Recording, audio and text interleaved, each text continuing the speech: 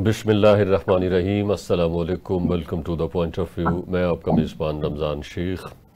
मैंने अपनी जो छोटी सी मुख्तसर ज़िंदगी है जिसके अंदर मैंने होश संभाला है और मैं सियासी मामलात को देखता हूँ, परखता हूँ, उनके हवाले से गुफ्तगू करता हूँ, इस तरह का इर्रेस्पॉन्सिबल बयान मैंने नहीं देखा जो मोदी ने पाकिस्तान के हवाले से या फिर पाकिस्तानी अवाम के हवाले से दिया है, जिसमें उसने ये कहा कि जी रोटी खाओ वरना मेरी गोली तो है ही। पाकिस्तान का जो दफ्तर ख़ारिजा है उसने इस बयान के ऊपर शदीद एहतजाज किया है और पूरी जो वर्ल्ड कम्युनिटी है उससे कहा है कि इस बयान का नोटिस लिया जाए। और ख़ास तौर पे जब आप पूरी दुनिया को ये रियलाइज़ करवाती हूँ कि हमारी जो डेमोक्रेसी है वो सबसे बड़ी है और हम बहुत मोहब्बत, चैन और सुख से रह रहे हैं, यहाँ सबको आज़ादी हासिल है कहने की, सुनने की, बोलने की और अपनी जो भी उनके एतक़ादात हैं उनको एक्सरसाइज करने की, तो इस तरह के दावों के बावजूद या उसके अंदर रहते हुए जब आप किसी दूसरे मुल्क के ख़िलाफ़ इस तरह का या उसकी आवाम के ख़िलाफ़ इस तरह का बयान देते हैं तो फिर आपके जो अपने दावे हैं उनके हवाले से बड़े सवालात खड़े होते हैं। इसी मौजू से गुफ्तगू का प्रोग्राम का आगाज़ करेंगे। मेरे साथ मौजूद होंगे डॉक्टर ताहिर हिजाज़ी साहब, डॉक्टर मोहम्मद आसिफ बाजवा साहब और नाज बलोच साहब। आप तीनों की आमद का बेहद शुक्रिया, आपने वक्त निकाला और हमें ज्वाइन किया है। डॉक्टर ताहिर हिजाज़ी साहब, आपसे गुफ्तगू का आगाज़ करते हैं। पहला सवाल आप ही से, आप मोदी के इस बयान को किस तरह से देखते हैं जो उन्होंने पाकिस्तान के हवाले से दिया है कि आप लोग सुख चैन से रहें, रोटी खाएं, और दूसरी सूरत में अगर आपने कुछ किया, कोई बात की और कुछ आपने यानी जुर्रत का मुजाहरा किया जिस तरह से वॉरफेयर के दौरान पाकिस्तान ने किया है, तो फिर आप गोली का इंतज़ार कीजिए जो कि मेरी तरफ से आपको पड़ने वाली है। किस तरह से देखते हैं उनके स्टेटमेंट को? बयान इंतहाई मुज़ाहिका खेज भी है और दरअसल पाकिस्तान और भारत के जो ताल्लुकात पीछे रहे और जिस किस्म की लीडरशिप रही, पाकिस्तान ने हमेशा कोई ज़रूरत से ज़्यादा इंडियन लीडर्स को और इंडियन पॉलिटिशियंस को अहमियत दी और इम्पोर्टेंस दी। जबकि हम जब हमारे वालिदैन जब हयात से जो बताते हैं बचपन का जो अपना जो हिंदुओं के साथ उनके रहने रहन सहन जो था, उसमें उन्होंने बहुत हम दफा में बताया कि ये बहुत नैरो माइंडेड किस्म के लोग हैं, ये बहुत इनकी छोटी सोच है। हमने इंडिया को पॉलिटिकली बहुत अहमियत दी है, इस वजह से उसके लीडरान जो हैं उन लीडरान ने हमेशा हमें बहुत ही नीचा समझने की कोशिश की है। अब आप मैं चूंकि अमेरिका में और यूएई में इंडियंस के साथ काम किया है, तो मैंने एक चीज देखी है कि इंडिया की सोसाइटी हमारी सोसाइटी में जमीन आसमान का फर्क है। सबसे बड़ी वहाँ गलत जो उनकी सोसाइटी की ब्रेक डाउन है ना कि ये सुपीरियर। ताहिर साहब, आपका जो कैमरा है उसके अंदर प्रॉब्लम है, हम आपकी तरफ आते हैं। मीनवाइल मैं आसिफ बाजवा साहब से यही सवाल करूंगा। आसिफ बाजवा साहब, कितना गैर मोहतात और गैर सीमा दराना बयान है मोदी का पाकिस्तान के हवाले से, और ख़ास तौर पे इस तरह की सूरत हाल के अंदर वो मुल्क जो है एक दूसरे को ललकारते रहते हैं, मगर आवाम को ललकारना और खुल्लम खुल्ला इस तरह का यानी कहना कि जी मेरी गोली का आप लोग इंतजार कीजिए, आप किस तरह से इसको देखते हैं? बिस्मिल्लाहिर्रहमानिर्रहीम। शेख साहब, आपका बहुत शुक्रिया, आपने मुझे इनवाइट किया और वक्त दिया। आपको आवाज आ रही है मेरी सर? जी, आपकी आवाज आ रही है, please go ahead. Thank you very much. अच्छा, गुजारिश सर यूं है कि ये हर किस्म के अफराद दुनिया में पाए जाते हैं। नंबर वन, नंबर टू कि फ्रीडम ऑफ स्पीच है, आप कोई भी बात कर सकते हैं, लेकिन उसको जो वेटेज देनी है, जिसको क्रिटिसाइज किया जाना है या एप्रिसिएशन देनी है, वो दुनिया में अवाम देती है और अवाम देख रहे हैं, सारी दुनिया का मीडिया भी देख रहा है कि जिस तरह की घटिया बात मोदी साहब ने की, ये बिल्कुल इखलाकी तकाज़ों के बरअक्स है। और किसी मुल्क के इलेक्टेड प्राइम मिनिस्टर को जो तीसरी दफा इलेक्टेड प्राइम मिनिस्टर हो और दुनिया की बहुत बड़ी जमहूरियत हो जिसमें वो कहें कि हम एक बहुत जमहूरी मुल्क हैं और हमारे यहाँ तो तमाम जो गैर हिंदू हैं या दीगर मज़हब के लोग हैं वो सब के सब हमारे यहाँ बराबरी की सतह पे हैं, लेकिन उनका ये हमसाया मुल्क को और हमसाया मुल्क के अवाम को इस तरीके की धमकी देना कि आप मेरी गोली के लिए तैयार रहें, तो मैं अर्ज करूंगा कि पाकिस्तान की लीडरशिप उसके बारे क्या कहती है। पाकिस्तान की लीडरशिप ने इससे कबल बाजा साहब, हम मोदी के बयान को डिस्कस कर रहे हैं जो उन्होंने पाकिस्तान और पाकिस्तान की आवाम के हवाले से जारी किया है। हमारे साथ मौजूद हैं डॉक्टर ताहिर हिजाजी साहब, नाज बलोच साहिबा और डॉक्टर मोहम्मद आसिफ बाजवा साहब। हिजाजी साहब, आपकी तरफ आते हैं। मोदी का ये जो बयान है, इसे अगर हम इंटरप्रेट करें तो इसके अंदर तशद्दुद है, हकारत है, नफरत है इसके अंदर। पाकिस्तान इस बयान को लेके क्या कर सकता है कि पूरी दुनिया को, पूरी कम्युनिटी जो है वर्ल्ड की, उसको रियलाइज़ करवा सके कि ये देखिए, ये सबसे बड़ी एविडेंस है। और इसके पीछे ये इसका जो प्रैक्टिकल है वो हम देख रहे हैं बलूचिस्तान के अंदर और फिर खैबर पख्तूनख्वा के अंदर, जिस तरह से वो प्रॉक्सी खेल रहा है पाकिस्तान के अंदर। तो पाकिस्तान उनके इस बयान को लेके पूरी दुनिया के अंदर किस तरह से पूरी दुनिया को बता सकता है कि ये है असल चेहरा भारत का, जो कि दावा करते हैं कि जो दुनिया की सबसे बड़ी डेमोक्रेसी है और वहाँ पे बड़ी हमआहंगी है, भाईचारा है और जो अक़लियतें हैं उनका ख्याल रखा जा रहा है। देखें, पहली बात तो ये है कि ये तो बहुत ही मुज़ाहिका खेज किस्म का बयान है जो किसी हेड ऑफ स्टेट की तरफ से आना बहुत ही हैरानकुन किस्म की का एक वाकया है। और यही पता चल रहा है कि मोदी के जो 10 मई के जो हालात हुए हैं उसके बाद यकीनन वो काफी हवास बाख्ता हो गया है। उसको अवाम बहुत से सवाल कर रहे हैं और वो कोशिश कर रहा है कि अवाम को ये कन्विंस करें कि अभी भी हम कंट्रोल में हैं, अभी भी हमारी एयरपोर्ट बड़ी मजबूत है, अभी भी हमारी फौज बड़ी मजबूत है, हम पाकिस्तान को किचक भी दबा सकते हैं। तो उस बौखलाहट में वो इस किस्म का बयान जो है अवाम को खुश करने के लिए दे रहा है। अगर कि ये बयान इतना खतरनाक अदरवाइज है पॉलिटिकली, अगर आप इसको देखा जाए या यूनाइटेड नेशंस के प्लेटफॉर्म पे देखा जाए या फॉरेन सर्विस के प्लेटफॉर्म पे इसको डिस्कस किया जाए, तो ये बहुत ही खतरनाक किस्म का स्टेटमेंट है। और मेरे सामने पाकिस्तान को इस बयान को एक एक हेड ऑफ द स्टेट तक पहुंचाना चाहिए और उनको कहना चाहिए कि देखें मोदी किस सोच का प्रचार कर रहे हैं इस वक्त। बिल्कुल सही। डॉक्टर आसिफ बाजवा साहब, ये जो अभी वॉरफेयर हुआ है पाकिस्तान और इंडिया के बीच में, क्या हम उससे अलग थलग करके इसको देख सकते हैं? ये उसकी कॉन्टिन्यूशन में ही है कि जाहिर है कि इस वक्त मोदी को हजीमत का सामना है, उसके सामने बड़े चैलेंजेस हैं। एक, अपनी कौम को ये रियलाइज करवाना कि ये जो वॉर है ये मैंने जीती है, पाकिस्तान को हराया है, और दूसरा फिर वहां पे चुनाव भी है बिहार के अंदर। तो ये उसी तसलसल में उनका बयान है या ये एक अलग से है? और आने वाले दिनों के की जो सूरत हाल है उसका भी पेश खेमा है, उस हवाले से भी कुछ इस बयान के अंदर सूरत हाल हम देख सकते हैं? देखिए, बात यह है कि ये डिफरेंस ऑफ ओपिनियन है, हर किसी शख्स का अपनी अपनी राय है। मैं ये समझता हूँ कि ये जो लीडरशिप है मोदी साहब की, ये आज की जो उन्होंने ये कल की जो स्टेटमेंट उन्होंने दी है और जिस तरीके से उन्होंने पाकिस्तान के अवाम को एक धमकियां दी हैं, मैं ये समझता हूं कि ये एक हारे हुए शख्स की जो है वो एक बड़ी घटिया ज़हन की अलामत है और वो एक शिकस्त खुर्दा इंसान है। उसके इल्म में है कि हाँ, उसने जो 10 मई के बाद 10 मई से पहले की बात करने जा रहा हूँ, उन्होंने जो फेक न्यूज अपने टीवी चैनल्स पे, जिसको आपने भी देखा होगा, मैंने भी देखा और सब लोगों ने जो इंटरेस्टेड थे वो देखते रहे, सुनते रहे, उन्होंने किस किस किस्म की खबरें चलाई कि सियालकोट पे कब्जा कर लिया, इस्लामाबाद को तबाह कर लिया, कराची पे कब्जा कर लिया, इस तरीके की वो बातें करते रहे।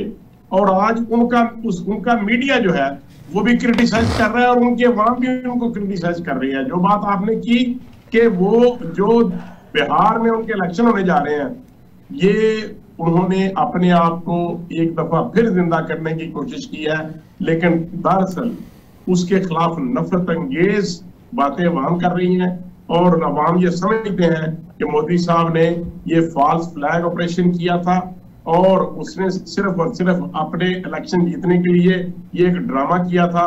और मैंने आज भी सुना उनके अपने जो तजजिया निगार है वो कह रहे थे कि LOC से, श्रीनगर की जो LOC है पाकिस्तान के साथ, उससे 400 किलोमीटर दूर है वो पहलगाम, और कितनी उनकी आर्मी की जो सिक्योरिटी उनकी है, उनकी कितनी चेक पोस्ट है, वो लोग कैसे वहां पे गए और फिर सेफली कैसे वहां से चले गए वापस, वो कहाँ हैं लोग जो उन्होंने FIR दर्ज करा दी विद इन 10 मिनट्स।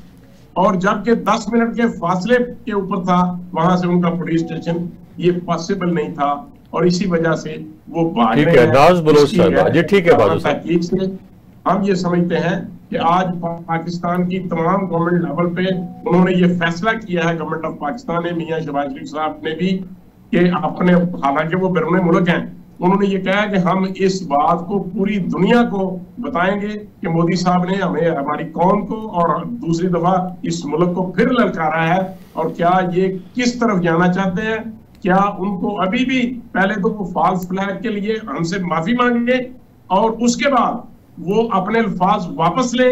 ये गवर्नमेंट ये कह रही है कि उनसे कहेंगे कि ये अपने अल्फाज वापस ले, फिर हमारी आवाम जो है, हम गोली खाने को तैयार हैं। ठीक है बाजवा साहब, ये ठीक है, आपका मौक़िफ़ आ गया बाजवा साहब। हम इंडिया को तबाह करके, हम इंडिया को बर्बाद करके फिर हम गोली खाएंगे और उनको निस्तो नबूद करेंगे, फिर हमारा खून बहेगा।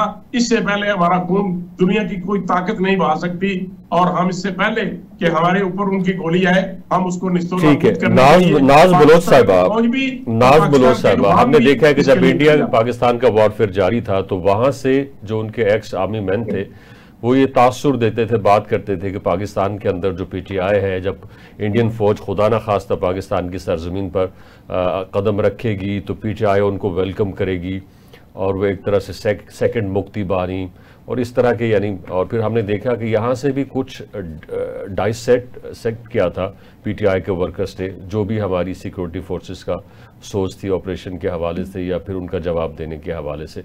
तो अब मोदी का इस तरह का बयान आया है, ऑफ कोर्स आप भी पाकिस्तान से या पाकिस्तानियों से अलग थलग नहीं है, आपकी पार्टी की क्या सोच है उनके स्टेटमेंट के हवाले से? औज़ुबिल्लाहिमिनश्शैतानिर्रजीम, बिस्मिल्लाहिर्रहमानिर्रहीम, इय्याका नअबुदु व इय्याका नस्तईन। सबसे पहले तो आपका बहुत शुक्रिया कि आपने मुझे प्रोग्राम में इनवाइट किया। देखिए, पूरा चांद, अधूरे लोग किसी भी पर्दे में नहीं छुप सकते। खान साहब के साथ जब भी हम स्टूडेंट फेडरेशन से आज ILF में प्रैक्टिकली 15 ईयर से पार्टी में हैं, तो इमरान खान साहब ने हमेशा सबसे पहली जो बात की वो है पाकिस्तान की, फिर अवाम की। मतलब पाकिस्तान सबसे पहले है, बाद में पॉलिटिकल पार्टीज हैं, पाकिस्तान है तो हम सब हैं। तो ये सवाल ही नहीं पैदा होता कि पाकिस्तान और स्पेशली पाकिस्तान तहरीक इंसाफ के हम सब लोग अपने मुल्क के साथ हैं, मुल्क की सॉलिडेरिटी के साथ हैं, और मुहिब्बुल वतनी का यही तकाजा है कि जब भी कोई गैर हमारे मुल्क की तरफ देखे तो हम उसे शेर की आंखों से ललकारें। और जैसा कि आपने अभी रिसेंटली देखा कि जिनको मीडिया, डिजिटल मीडिया दहशतगर्द कहा गया था, उन्हीं लोगों ने आपके सामने डिजिटल मीडिया पे बेस्ट वॉरियर के तौर पे अपनी पाक फौज और अपने तमाम मुल्की इदारों के साथ खड़े होके इंडिया को मुंह तोड़ जवाब दिया, और इंशाल्लाह आगे भी यही होएगा। ये देखें, आप सियासी पार्टीज़ के अंदर इख्तलाफ होता है, उसका मतलब ये नहीं होता कि आप अपने मुल्क अर्ज़ वतन के मामले में किसी और को लिवरेज दें कि वो उठ के कोई बात करें। ठीक है, डॉक्टर ताहिर हिजाजी साहब, वफाकी वजीर ख़जाना औरंगज़ेब साहब ने आइंदा आने वाले बजट का एक छोटा सा स्केच पेश किया है, एक खाका जारी किया है, अपनी मुश्किलात का जिक्र किया है, आने वाले दिनों में इस बजट के अंदर वो क्या करने जा रहे हैं उसका भी थोड़ा बहुत तस्करा किया है। लेकिन एक बात उनकी बड़ी अहम थी, उन्होंने कहा कि हमें माशी महाज पर भी कौमी यकजहती की ज़रूरत है। तो ये जो कौमी यकजहती है ये किस तरह से अचीव की जा सकती है? क्योंकि हमने अभी पिछले 2-3 साल का जो मौजूदा हुकूमत का जो टेनोर है उसको देख लें, इसको बड़े चैलेंजेस का सामना था माशी महाज के ऊपर, ख़ासतौर पे IMF के साथ डील के हवाले से, और फिर मुल्क की जो लड़खड़ाती हुई गाड़ी थी उसको ट्रैक पर लाने के हवाले से। और हमारे मुल्क से तो खतूत लिखे जा रहे थे IMF को और बाकी इदारों को कि जिनको पैसे ना दिए जाएं। तो इस तरह की सूरत हाल और इस तरह की तारीख के साथ माशी महाज के ऊपर कौमी यकजहती कैसे पैदा की जा सकती है? कौमी यकजहती जो है ये तो बहुत अहम, इसका तो रोल बहुत अहम है, क्योंकि कोई प्रोजेक्ट, कोई भी कॉन्सेप्ट, कोई भी जो तहरीक शुरू होती है उसमें अवाम का बीच में शामिल होना बहुत जरूरी। लेकिन जहां तक माशी पॉलिसी का ताल्लुक है, पाकिस्तान के जिस निज़ाम में हम चलते हैं, बल्कि अक्सर ममालिक के अंदर जो रूलिंग पार्टी होती है ये उसका डेरिवेटिव होता है, उसकी पावर होती है कि वो किस किस्म की माशी पॉलिसी लाए जिससे कि मुल्क तरक्की करे। और इस वजह से जो अपोजिशन की पार्टियां हैं वो उसको फॉलो करती हैं या मुख्तलिफ कमेटीज में अपनी राय देती हैं, लेकिन ये बुनियादी तौर पे माशी तरक्की का जो इस वक्त जिम्मेदारी है वो सिर्फ और सिर्फ जो मौजूदा हुकूमत है उसके पास है। और ये बजट जिस तरह के हर दफा बजट आता है और हर दफा हम बजट में यही सुनते हैं कि इस दफा बड़ा मुश्किल बजट है, कभी भी हमें ये नहीं कहा गया कि इस दफा बजट बहुत आसान है और अब तो बिल्कुल जनाब दूध की नहरें बह जाएंगी, क्योंकि हमने शुरू से ही अपनी मईशत को मईशत दानों के हाथ में नहीं दी। कहीं हमने बैंकर्स हायर किए हुए हैं, कहीं हमने अकाउंटेंट हायर किए हुए हैं, कहीं हमने ब्यूरोक्रेट्स हायर किए हुए हैं, कहीं हमने पॉलिटिशियंस हायर किए हुए हैं। मईशत दान का काम है। आपको बुखार चढ़ता है, आप मैकेनिक गाड़ी के मैकेनिक के पास नहीं जाते, आप मेडिकल डॉक्टर के पास जाते हैं। पाकिस्तान में आज तक महबूब हक के जाने के बाद से अभी तक ऐसा कोई निजाम नहीं हम वजह कर सके कि मईशत को मईशत दान देखें, क्योंकि उससे आप शॉर्ट टर्म लॉन्ग टर्म में आप देख सकते हैं। देखिए टैक्स है, मिसाल के तौर पर टैक्स की एक इलास्टिसिटी ऑफ टैक्स होती है।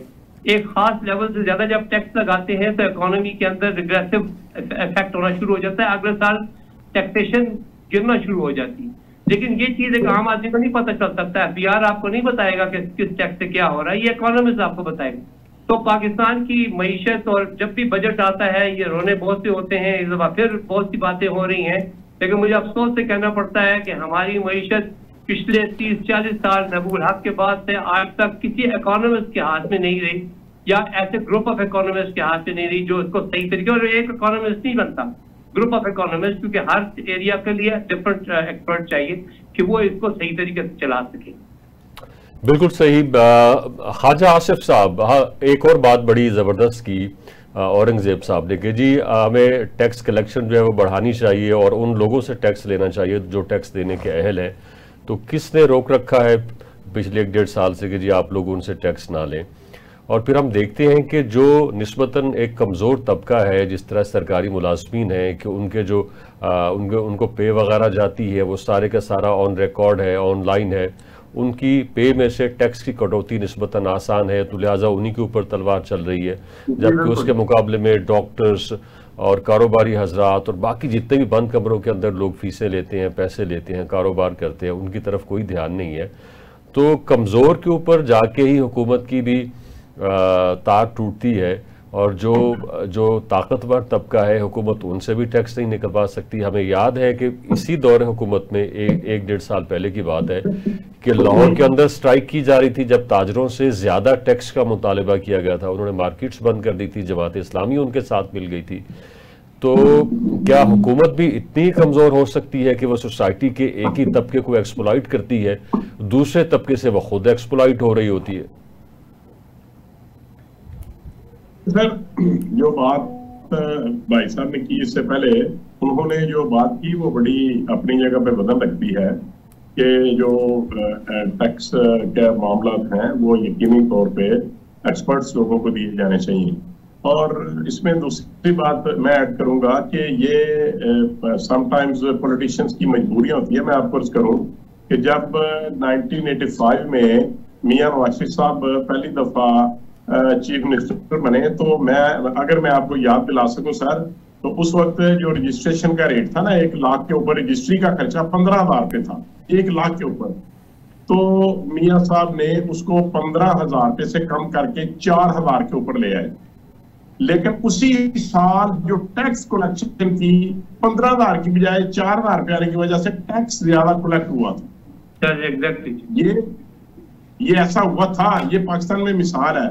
लेकिन इसके बाद क्योंकि IMF और वर्ल्ड बैंक जो हैं, जो हमें एडवांसेस देते हैं, जो लोन लेते हैं, हम उनकी अपनी शराइत होती हैं और हम उनकी शराइत के मुताबिक टैक्सेस को इम्पोज करते हैं। तीसरी बात यह है कि जो पाकिस्तान में टैक्स देने वाले लोग हैं उसमें हम या जो लोग टैक्स देने के काबिल हैं, गवर्नमेंट ऑफ पाकिस्तान, ना सिर्फ ये गवर्नमेंट बल्कि इससे पहले भी जो गवर्नमेंट आई हैं, भले आप किसी भी पार्टी का नाम ले लें, सब उसमें बराबर के शरीक हैं और उसमें हम टैक्स कल्चर पैदा नहीं कर सके। हमें चाहिए कि टैक्स कल्चर पैदा करें और इंसेंटिव्स दिए जाएं।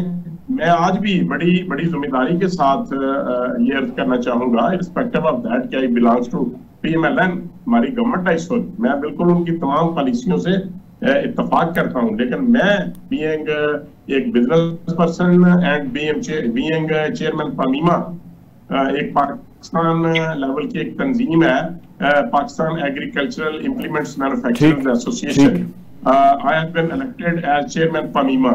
मैं उस लेवल पे भी गवर्नमेंट से ये गुजारिश करने की जिसारत कर रहा हूँ कि जब तक आप जो बिजनेसमैन लोग हैं उनको कंसीडर नहीं करेंगे, उनकी तजावीज को सामने नहीं रखेंगे, उस वक्त तक टैक्स कलेक्ट करना मुश्किल है। और आज भी जो बिजनेसमैन की कम्युनिटी है, I belongs to Daska district Sialkot, उनकी भी यही ख्वाहिश है कि हमसे फिक्स टैक्स लिया जाए और हमें एफबीआर के जो शिकंजा है उससे निजात दिलाई जाए। ठीक है, अच्छा नाज बनोश साहब जी, ठीक है बाजवा साहब, आपका मौके आ गया, यकीनी तौर पे गौर करेंगे। और मैं नाज बनोश साहब, ये कुछ सिफारती टीमें जो है वो तश्कील दी जा रही हैं, जिस तरह से कि भारत ने कुछ सिफारती टीमें तश्कील दी हैं जो पूरी दुनिया में जाएंगी और वहाँ जाके उनकी जो स्टेट्स के हेड है उनको कन्विंस करने की कोशिश करेंगी कि पाकिस्तान जो है दहशतगर्दी के अंदर मुलविस है, जो कि हम ऑफ कोर्स नहीं है, या जो भी उनका मुकदमा है पाकिस्तान को बुरा साबित करना है, ख़ुद को अच्छा साबित करना है। उसी तरह से पाकिस्तान के अंदर भी एक टीम बनी है, अभी उसी जो ऑफिशियली उसे अनाउंस नहीं किया गया कि उसके अंदर कौन कौन शामिल है, लेकिन कुछ नाम हैं जो इस वक्त मीडिया के अंदर फ्लोट कर रहे हैं, जिनमें जो है बिलावल भुट्टो जरदारी सर फहरिस्त हैं, शहरी रहमान हैं, कुछ और लोग हैं, हुकूमत की तरफ से भी कुछ लोग शामिल हैं। तो जो अपोजिशन है उसका नुमाइंदा कोई भी उसके अंदर शामिल नहीं है। तो क्या आपकी पार्टी को इस हवाले से कुछ तहफ़्फ़ुज़ात हैं या ख्वाहिश है कि जी हम में से भी किसी को शामिल होना चाहिए था? क्योंकि हम भारत की तरफ देखते हैं तो शशि थरूर जिनका ताल्लुक कांग्रेस के साथ है, अपोजिशन के साथ है, उनको शामिल किया गया। तो पीटीआई जो है सेटिस्फाइड है कि ठीक है, इट्स ओके, ये जो हुकूमत ने टीम बनाई है ये भी अहल है और इसके अंदर इतनी काबिलियत है कि पूरी दुनिया को ये बतला सकती है कि भारत किस तरह से पाकिस्तान के अंदर दहशतगर्दी करवा रहा है। देखिए, आपके जो डोमेस्टिक नेशनल लेवल के इश्यूज होते हैं, नो डाउट जो आजकल का दौर चल रहा है, तो विद द स्पर मूवमेंट चीज़ें एक जगह से दूसरी जगह होती हैं। तो उसके तनाजुर में अगर देखा जाए, इंडिया को तो बाद में हम डिस्कस करें, क्या हमारे मुल्क में जिस तरह से एक पार्टी को क्रश करने के लिए जो सूरत हाल, जिस तरह से ब्रूटैलिटी का मुजाहरा किया गया, आपके बुनियादी इंसानी हकूक़ सल्ब किए गए और आपके मुल्क में प्रैक्टिकली रूल ऑफ लॉ और कॉन्स्टिट्यूशन की खुलम खुला आप देखें किस तरह से उसको धज्जियाँ उखेड़ी गई, तो क्या आप बाहर के मुल्क में, अपने दुनिया में अपने मुल्क का इमेज किस तरह से बेहतर कर सकते हैं जब आप अपने मुल्क में अपने मुल्क के लोगों को इस कदर प्रोटेक्ट या सिक्योर नहीं करते हैं? ये तो एक बात है पाकिस्तान की हद तक। मैं समझती हूँ कि हमारी पॉलिटिकल पार्टीज़, चाहे वो जमहूरियत हो, चाहे वो आपकी हुकूमत हो या अपोजिशन हो, उनको अपने पाकिस्तान में सबसे पहले तो अपने पॉलिटिकल इश्यूज़ को हल करना है। साथ ही साथ आप पाकिस्तान से आप एक दुनिया के ख़ित्ता में आप रहते हैं, ग्लोबल वर्ल्ड का आप हिस्सा हैं, तो नो डाउट आपने एक खूबसूरत इमेज पोर्ट्रे करना है अपने मुल्क का बाहर दुनिया में, और वो तभी मुमकिन हो सकता है जब आप अपने घर में अपने इश्यूज़ पहले हल करेंगे बेहतरीन तरीके से। जब आप इकट्ठा होके एक टीम के तौर पे बाहर के मुल्क में जाएंगे, तो वो मैं ये समझती हूँ उसके रिजल्ट जो हैं या उसके आफ्टर इफेक्ट्स वो प्रोडक्टिविटी की तरफ होंगे।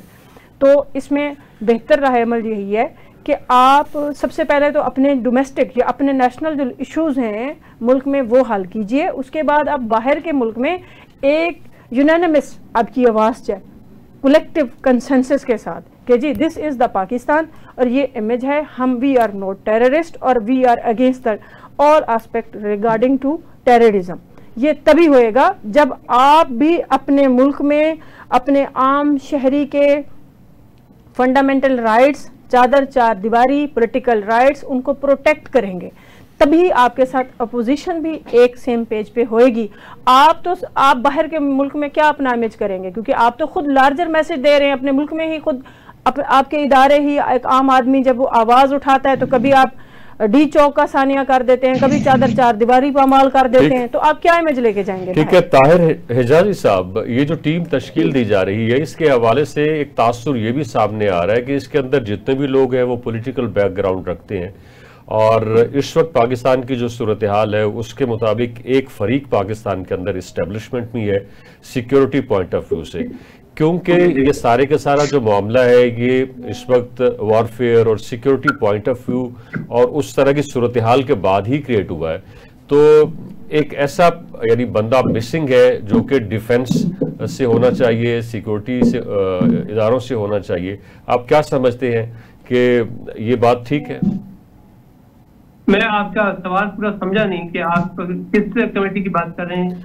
ये जो एक सिफारती टीम तश्कील दी जा रही है जिसको बिलावल भुट्टो जरदारी हेड करेंगे।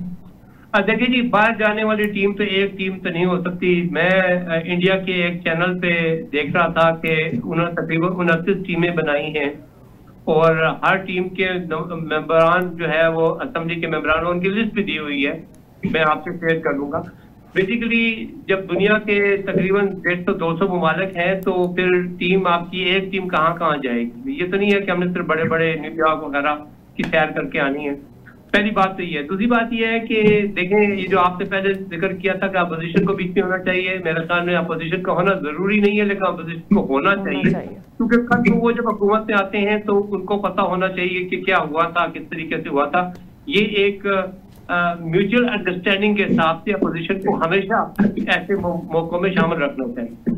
और तीसरी बात ये है कि टीम कैसी होनी चाहिए। देखें, ये डिप्लोमेटिक फ्रंट है, इसमें किसी फौजी की जरूरत ऐसा ही नहीं है, इसमें किसी गवर्नमेंट सर्वेंट की ऐसा जरूरत नहीं है। तो डिप्लोमेट्स की टीम होगी या वो पॉलिटिशियंस होंगे जो डिप्लोमेटिक किस्म की बात करने का ढंग रखते हैं। तो वो ये टीम इस किस्म की है जिसने जाकर लोगों को हालात बताने हैं, कन्विंस करना है अच्छे तरीके से सियासी और इंटरनेशनल लॉ के जो है उसके सामने रखकर बात समझानी है कि देखिए इंडिया ने हमारे साथ क्या किया और हमने क्या किया और हमें किस तरीके करना चाहिए और इंडिया कहाँ गलत है। तो इसके लिए वो बुनियादी तौर पर यह एक फॉरेन ऑफिस की टीम होनी चाहिए जिसमें फॉरेन सर्विस के लोग ज्यादा होने चाहिए और इसमें ज्यादातर वो लोग होने चाहिए जो कि एक या दो ऐसे टेक्निकल बंदे होने चाहिए जो बता सके कि टेक्निकली उन्होंने किस तरीके से क्या जंग का क्या हालात पैदा हुए। ठीक। अच्छा बाजवा साहब, पीटीआई जो है इस वक्त बहुत बेचैन है इस्टेब्लिशमेंट के साथ मुज़ाकरात के हवाले से। कुछ परेशानी है आप लोगों को अगर कुछ सिलसिला इस तरह का चल निकलता है तो फिर मुज़ाकरात, तो फिर किस मौजू के ऊपर मुज़ाकरात, उसका एजेंडा क्या होगा? देखिए बात यह है कि मैं सब बातें उनसे सुन रहा था और मुसलमा की बातें मैंने सुनी और आपका ये क्वेश्चन भी बड़ा स्ट्रांग और वैलिड है कि किस किस्म के मुज़ाकरात होने चाहिए। इससे पहले कई दफा बानी पीटीआई की स्टेटमेंट जब वो गवर्नमेंट में थे तो कभी भी उन्होंने इस बात पर 2 मिनट है, सबब कीजिएगा, हमारे पास सिर्फ 2 मिनट कि मुक्तदरा के साथ अपोजिशन की बात करनी चाहिए। वो कहते थे कि हम एक पेज पे हैं, हमारे साथ वो बड़ा ताउन कर रहे हैं और फिर वो आपने देखा कि जिन लोगों को उन्होंने अप्रिशिएट किया मुक्तदरा के लोगों को, उसके बाद इक़्तिदार जाने के बाद उन्होंने क्या क्या बातें नहीं की। आज उनकी ख्वाहिश तो बड़ी शदीद है, लेकिन मैं अर्ज कर दूं कि इससे पहले मेरा ख्याल है 3 जो प्रेस ब्रीफिंग्स हैं DG ISPR की तरफ से, उन्होंने बड़ा कैटेगोरिकली अपना मौक़िफ़ पेश किया कि सियासी लोगों का काम है सियासी लोगों के साथ बात करें, हम किसी से बात करने को तैयार नहीं है। और फिर एक वक्त आया कि उन्होंने कहा कि हमने इतना बड़ा लेटर लिखा है, उन्होंने कहा कि हमारे पास कोई लेटर नहीं आया, हम किसी किस्म का लेटर पढ़ेंगे भी नहीं अगर हमारे पास आया। तो उसके बाद भी उन्होंने वादे पैगाम दिया कि आप पॉलिटिकल फोर्सेस के साथ बात करें, हम आपके साथ किसी किस्म। ठीक है बादल साहब, वक्त कम है, आप रिस्पॉन्ड करना चाहेंगे ना सर? बड़ा क्लियर कट जो मैसेज है मुक्तदरा की जानब से कि वो ये समझते हैं कि सियासी लोगों को आपस में मिल बैठना चाहिए, बात करनी चाहिए। ठीक है बादल साहब, आपका मौक़िफ़ आ गया, टाइम कम है, ना साहब आप रिस्पॉन्ड कीजिए। देखिए जी, फॉर्म 47 और फॉर्म 45 का बड़ा फर्क वाज़े है सबके साथ। अगर खान साहब ये बात कैटेगरी के लिए करते हैं तो वो बिल्कुल सही करते हैं। जो लोग आए ही एक बोगस मैंडेट के साथ चोरी करके आए, उनके साथ क्या बात करनी है? वो इस काबिल ही नहीं है कि उनसे बात की जाए। उनके पास है क्या? वो लड़खड़ाती हुई साख है उनके पास। जमहूरियत सो कॉल्ड, जिन्होंने अवाम के उस मैंडेट पे जो अवाम ने इमरान खान साहब को दिया, वो उस पर डाका डाल के बैठे हुए हैं और लाए गए हैं और बिठाए गए हैं। तो वो इस काबिल ही नहीं है। अगर खान साहब ये बात 12 बार कर रहे हैं तो बिल्कुल सही कह रहे हैं।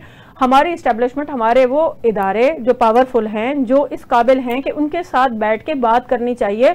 और वो बात भी सिर्फ इमरान खान साहब की जात के लिए नहीं है। इमरान खान साहब हमेशा पाकिस्तान और अवाम पाकिस्तान की बात करते हैं, तो पाकिस्तान के लार्जर बेनिफिट्स के लिए बात होना बहुत जरूरी है। इसके साथ ही हमारे प्रोग्राम का वक्त खत्म हो चाहता है। आप तीनों का बेहद शुक्रिया, आपने हमें ज्वाइन किया। ये था हमारा पॉइंट ऑफ व्यू। अपने पॉइंट ऑफ व्यू से आगाह करने के लिए विजिट कीजिए हमारी वेबसाइट tvtoday.com। देखने के एक बार फिर बेहद शुक्रिया।